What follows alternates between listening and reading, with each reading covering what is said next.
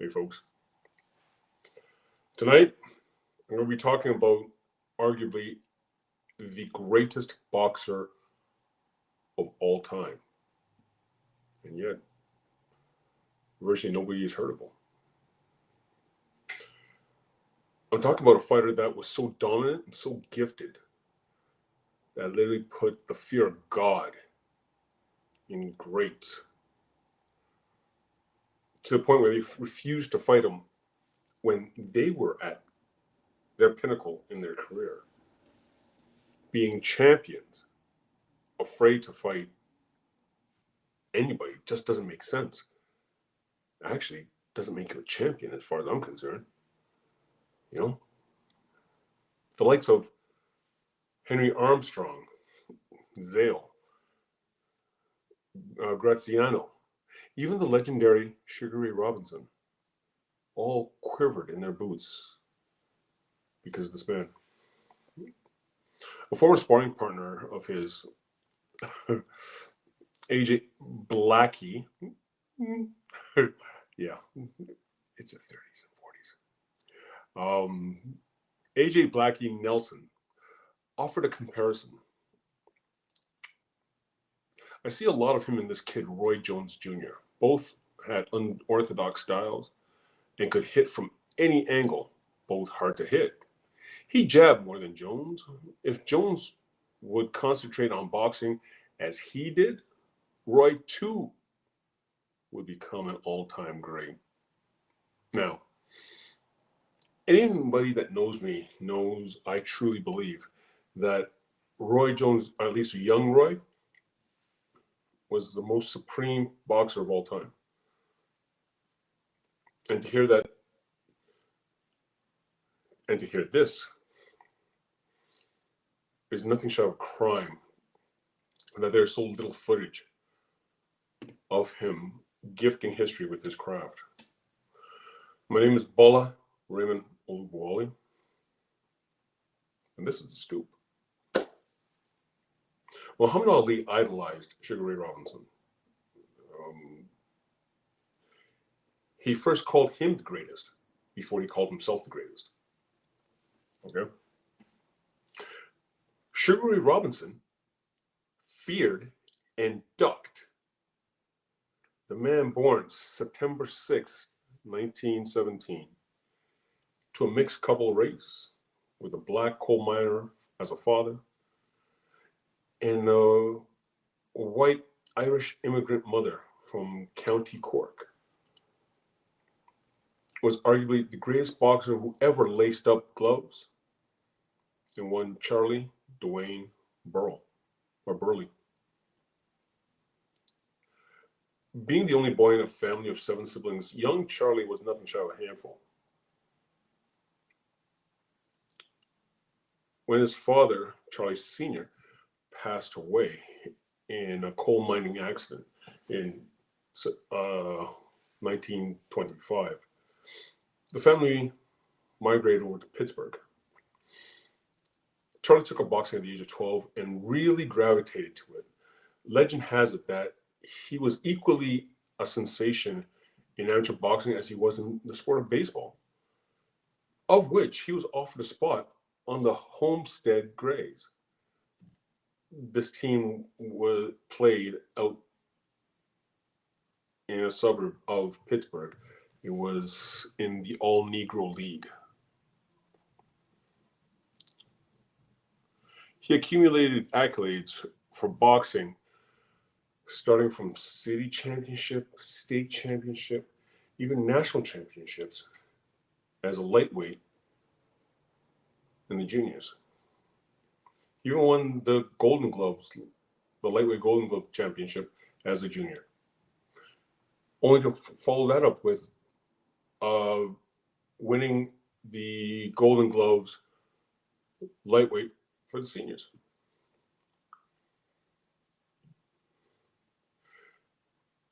It was said that these titles he won these titles with such ease. It was actually stated that a walk in the park, by comparison, was complicated. he was head and shoulders above his contemporaries. He went on to win the National Golden Gloves as seniors in the following year. In 1936, Charley was invited to the box office for the upcoming 1936 Berlin Olympic Games, of which he declined due to their association with the Nazi regime and their the ideologies.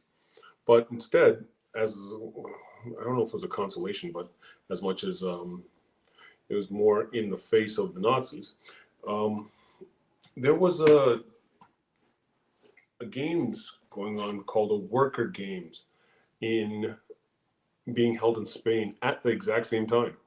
And in essence, with anybody who didn't want to support the Nazi regime. Now, when it came time to, well, the day before the games were to commence, the Spanish Civil War broke out and everybody went home. Charley never got an opportunity to represent the United States, his home country, in international competition as an amateur. Later on that year, Charley turned professional. No.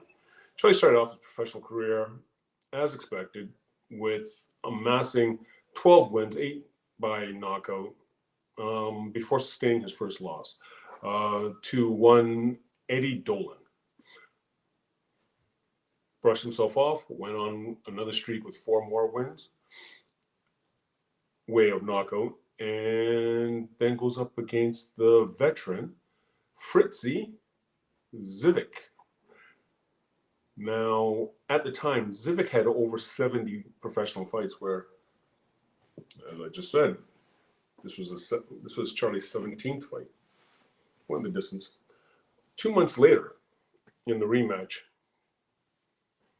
he got redemption and beat Zivik in a 15-round decision.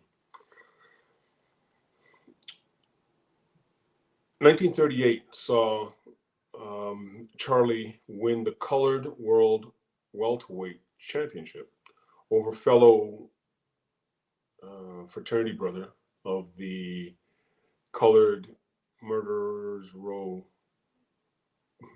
group, in one Coca Kid, Herbert Lewis Hardwick. He won that fight rather convincingly by dropping him twice in the fight, and even though dropping late in the last round. Coca Kid did get up and heard the final bell.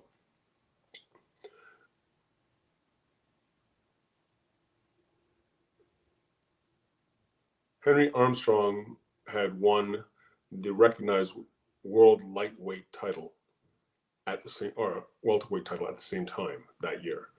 Now, Charley never defended the colored world welterweight title because he felt that it was redundant, because Henry Armstrong had the other one, the true one, the more recognized one, the one that would get you not just notoriety but bank, So he never defended it in hopes of actually getting a title shot against Armstrong, which never happened.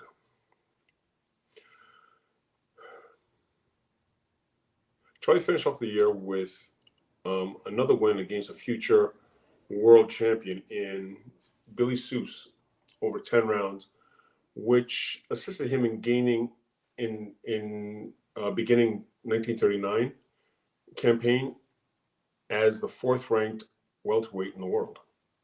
Okay, that was awesome.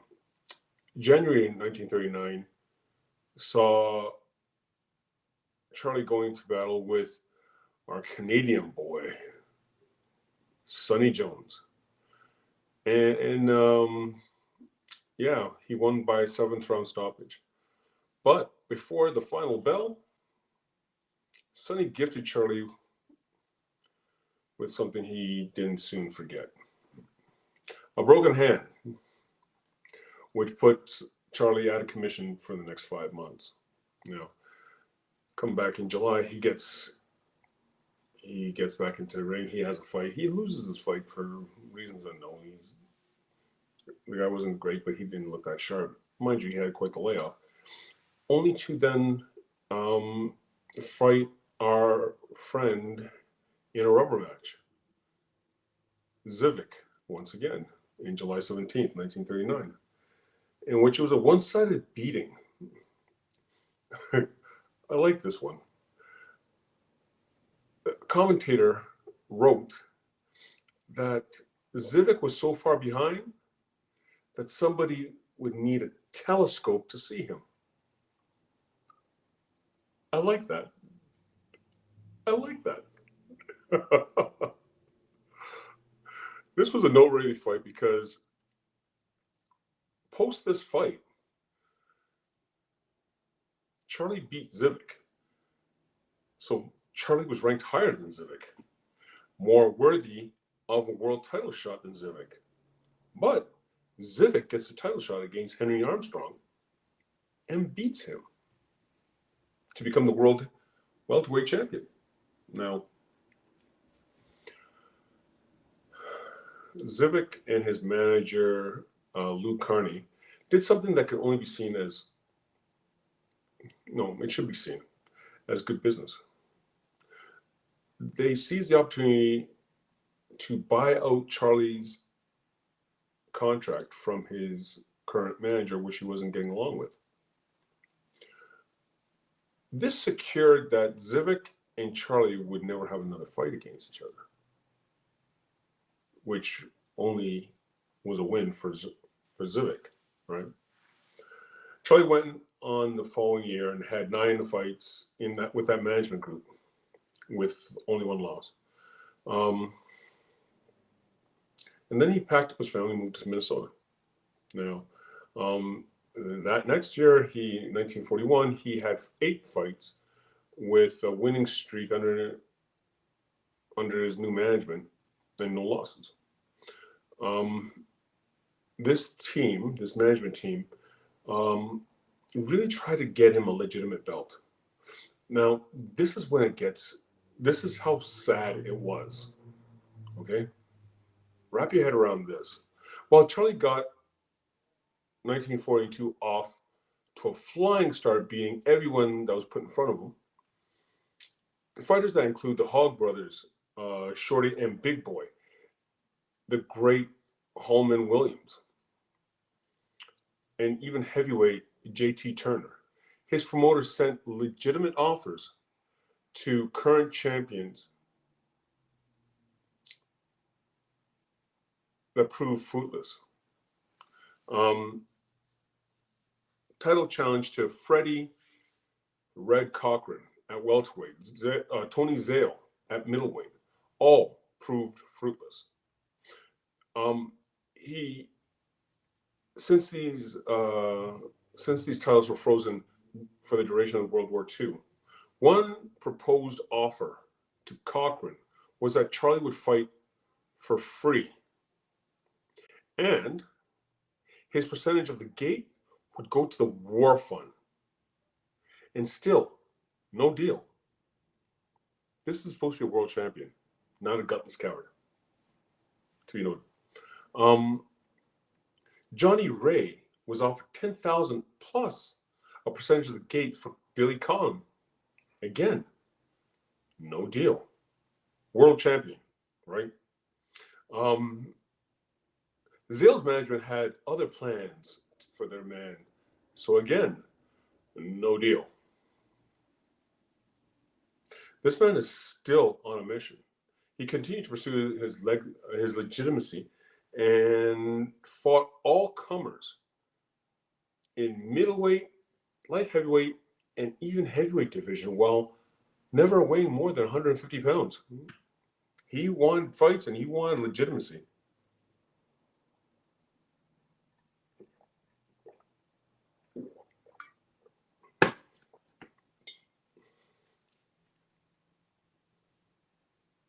This was utter insanity. He gave up 70 pounds to fight the big Texan, Jay Turner. who had been the full 10 rounds against Billy Conn a few months earlier, only to be hammered like chopped meat and stopped in the 6th round by a fighter 70 pounds lighter, Charley. A chance to meet Ray Robinson in the lobby of a hotel in New York when Charley was in town to fight Phil McQuillan, April 20th, 1942. That date is a little important to me, seeing how that's the day my mother was born. Now, led to the two meeting on the same bill at the Minneapolis Armories. Charley KO'd Sammy Wilson of Detroit in 2 rounds, while Ray beat Dick Banner in the same number of rounds. Excuse me. April 30th, 1942.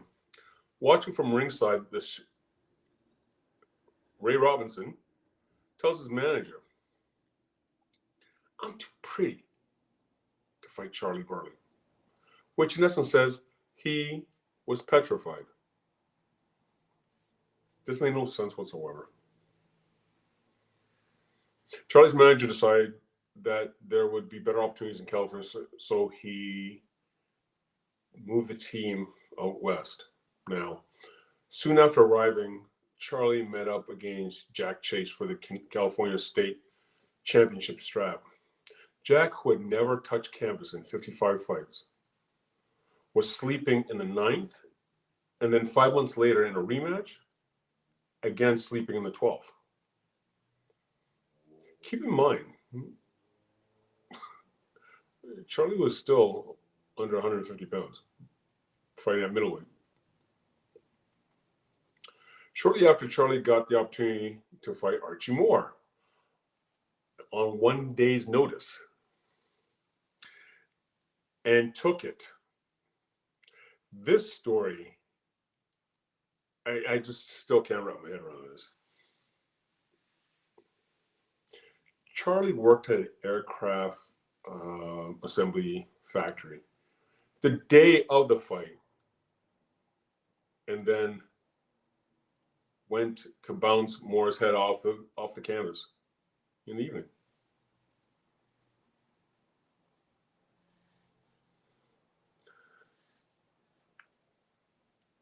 Not bad for a day's work. A couple of Charley's friends had stated that Charley didn't like cocky fighters and that he allowed Moore and other boastful fighters like Billy Smith to go the distance. The old mongoose often cited Charley as the greatest fighter he ever fought, calling Burley as slick as lard and twice as greasy.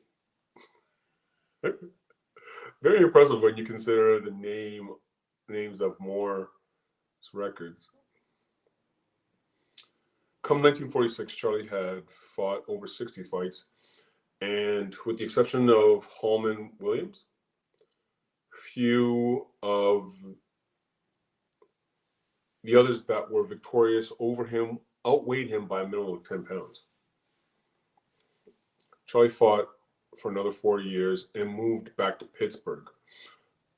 On the side, he was driving a garbage truck for the city, and in 1950, when he realized that he was making more money being a garbage truck driver than boxing, he hung up the gloves for good. That is a travesty, an absolute crime against history. That right there. Charley died October 16th, 1992 at the age of 75. He was elected into the Boxing Hall of Fame in 1983 and was inducted into the International Boxing Hall of Fame in 1992. May he rest in peace. He deserved it. So, with that, that's my show. If you like this episode, please hit the like button and subscribe. Don't forget the notification bell. It's your boy Bola, and that's the scoop. Good night, folks.